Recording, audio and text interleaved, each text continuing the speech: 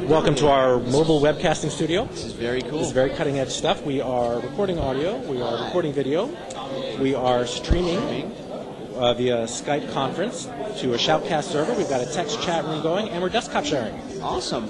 Wow, this is great stuff. So, Jeff, I'm great. Jeff, very nice to meet you. What brings you to Podcamp? I'm here at Podcamp to learn, to educate, to network with my friends, get to see people I see. I was just telling Chris Smith over here from Croncast, it's funny to see all the same characters in different parts of the world.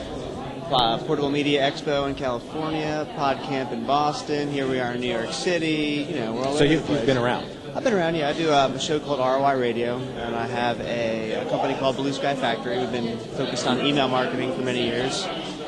Been early involved in corporate podcasting with Michael Gohagan. Actually, him and I did the first Disney podcast together, and I've spoken at the last two podcast academies. The last one in Duke University on corporate podcasting and why podcasting matters to organizations, how companies can use it as a marketing communications outreach program. And also, I'm writing a book right now in conjunction with Podcast Academy.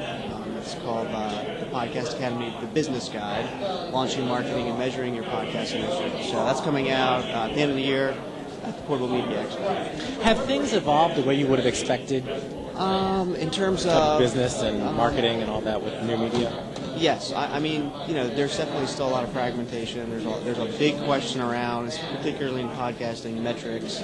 How do you really look at an ROI? And I always come to it from a corporate communications, marketing, communications standpoint.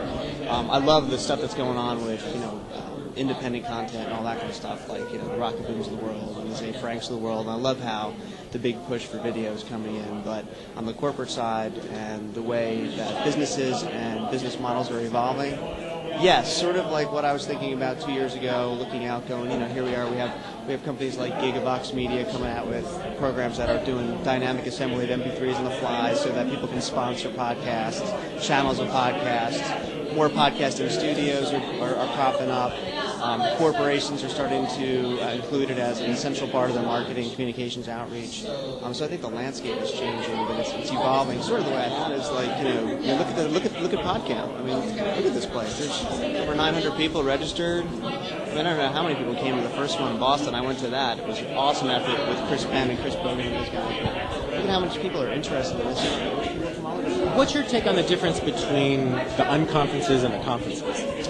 I get so much more from the unconferences, myself personally. I meet more people. I learn more because of the group participation and because you're tapping into the knowledge of the crowd and you're not being lectured to.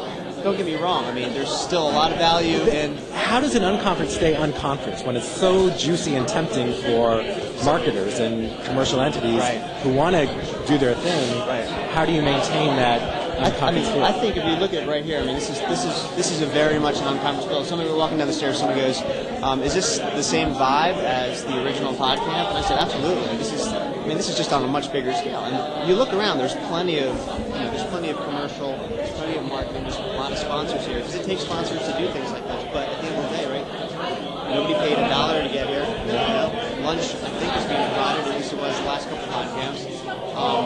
And people are tapping in, and in the paper conferences, a lot of stuff happens in the hallways and in the after parties. The same things happening here, like we're doing right now. But when you go to these sessions, everybody's talking.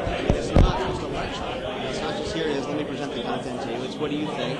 We just had a great session with a woman named Lisa from Podonomics. And she was like, I'm giving this session. I don't have all the answers. What do you think? And participation. But there's very much as much as there is companies and corporations represented here, and there's the exhibit booths, and we've got the podcast pickle walking around and whatnot. Did you know that the pickle is a girl? No, I didn't know that. You'd be amazed at what's under that pickle. But at the end of the day, this is the industry. These are the people that are allowing these events to take place. So I think a nice fine balance of corporate and commercial representation with the overall unconference vibe of let's everybody contribute, let's everybody participate. I'm going to be on a panel at 4 o'clock with the Podcasting Open Metrics Initiative, tackling that problem before about, it's just can we all agree upon a set standard of metrics, and how do we measure what is true reach, what is really audience, how do we calculate effective downloads? I mean, things like this just need to be discussed, and it's events like this that actually we make progress forward motion on that. Well, thank you very much. This is me, and this is us. And you can phone it in anytime during the day. You can call in. This is so cool. And listen in. If you're having a conversation, you say, hey, let's stream this, let's record this, feel free to stop by and we'll do our thing. Thank you so much. Very good to meet you. All right. See you the rest of the world. Thank you. Thanks.